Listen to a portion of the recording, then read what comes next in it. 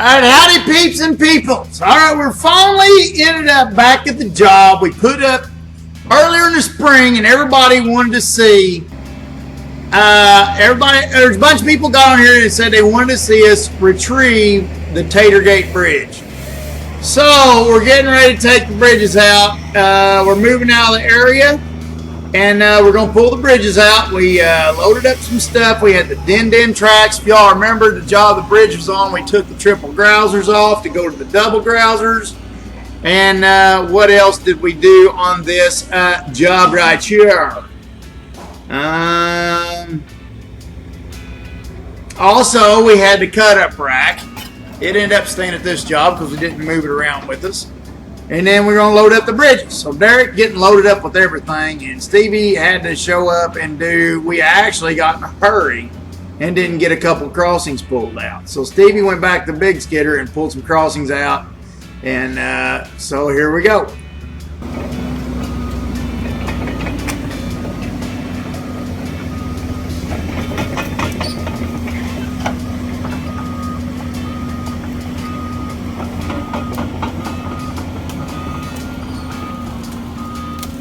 When I unloaded the din up on the road and come back down here, I'm plucking some limbs out of the way here. But I come back down here and I throwed out some large chunks from the chunk pile from where we logged this. And I'm going to take them over here and throw them in the ditch because the ditch is about 6 foot deep. And I need some padding down in there so I can drive across and span the gap. Boy, thanks talking to I bet ya! That's bad babies. That's a bad baby. I know. You look like a... Boys, quit beating on each other's heads. Alright, boys, go back in the other room. Daddy's doing bitches. Alright, whatever. So anyways, I'm going to throw this wood in the ditch. And then, so I can span the ditch with the din.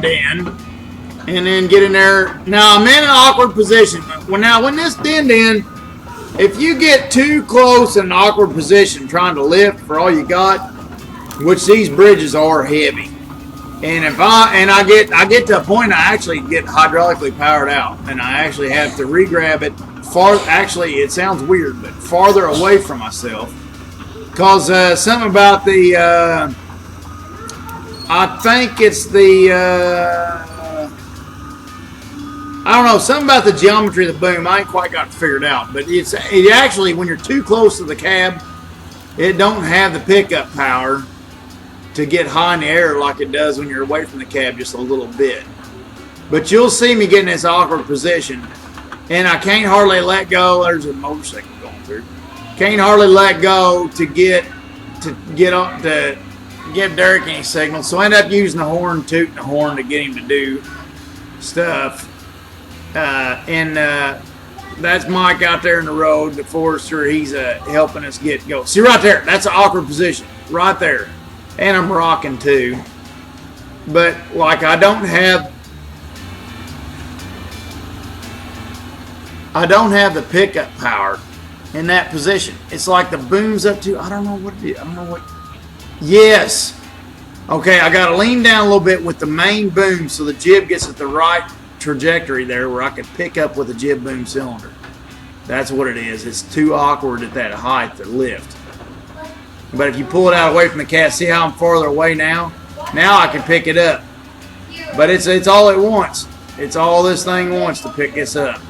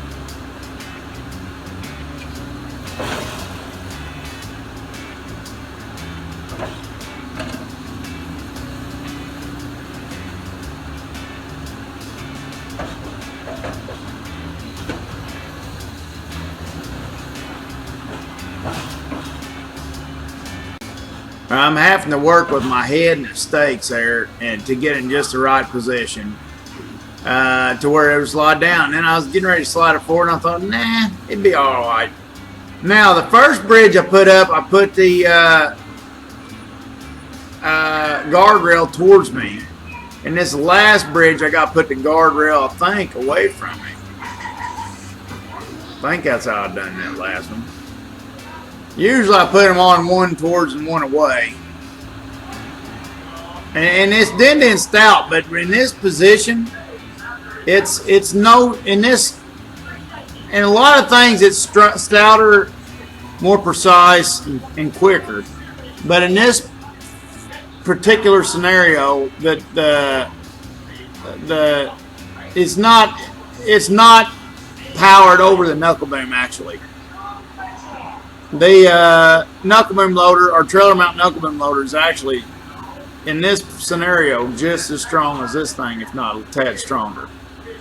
But all the rest positions I ever caught the Din in, the Din's stronger, faster.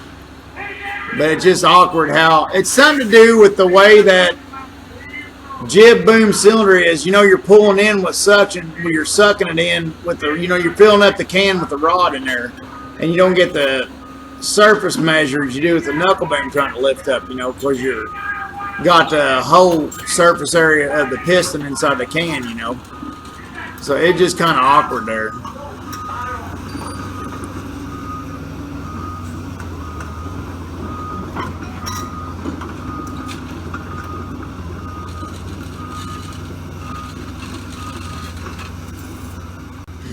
Alright, now what I'm going to do is we're going to pull the wood out of the ditch, and then I got to pull some of that topsoil over to this side because I got a hair too much topsoil over there, and it's kind of slow with these claws when you're moving topsoil that far.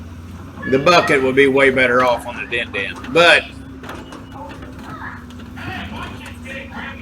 when you get to like pulling, you know, like a bank on a road back or something, the claws don't do bad. It don't do that bad, actually. And when you get to doing striking off and finish work, you can grab a piece of wood and you can shape pretty good with the wood. You know, so I don't have a lot of complaints on the claw, other than the fact that you know, when I'm taking dirt from way over there by Derek's truck and bringing it way over here by the camera, it's just not that impressive with that, because when you go to move a long distance, it can't hold enough wood in the pinchers, you know.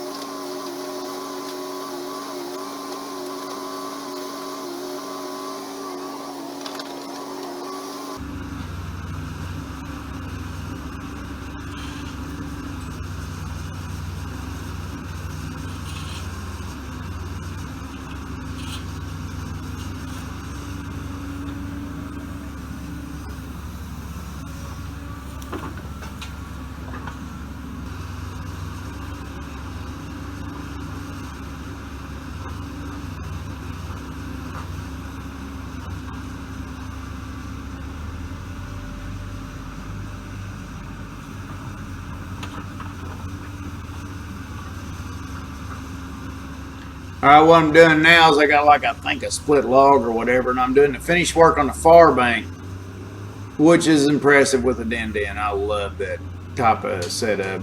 But it actually turned out really good. And I kept the dirt up out of the ditch and stuff, so that all went good. But I'm going to do the finishing touches on that bank over there and shaping it back to where they can come through there mowing the roadside just like normal. And then I'll back out and clean my wood out of the ditch, and then get the side that I'm setting on, the other entrance to where I'm setting.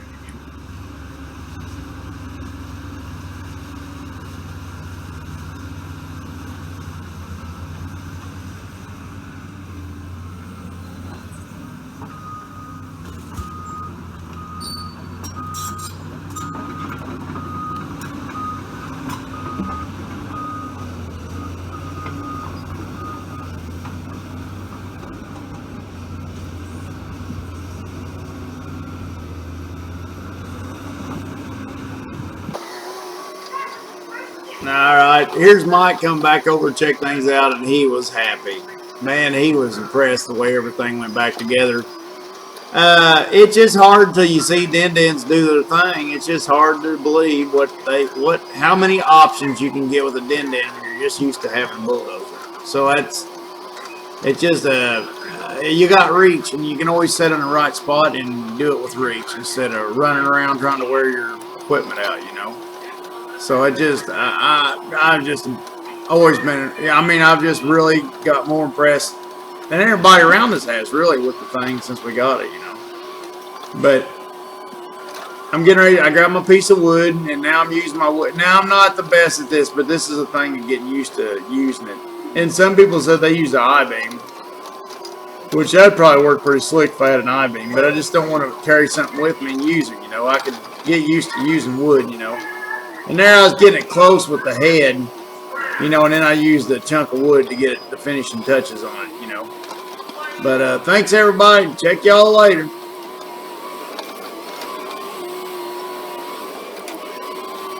Hey, everybody. Thanks for watching.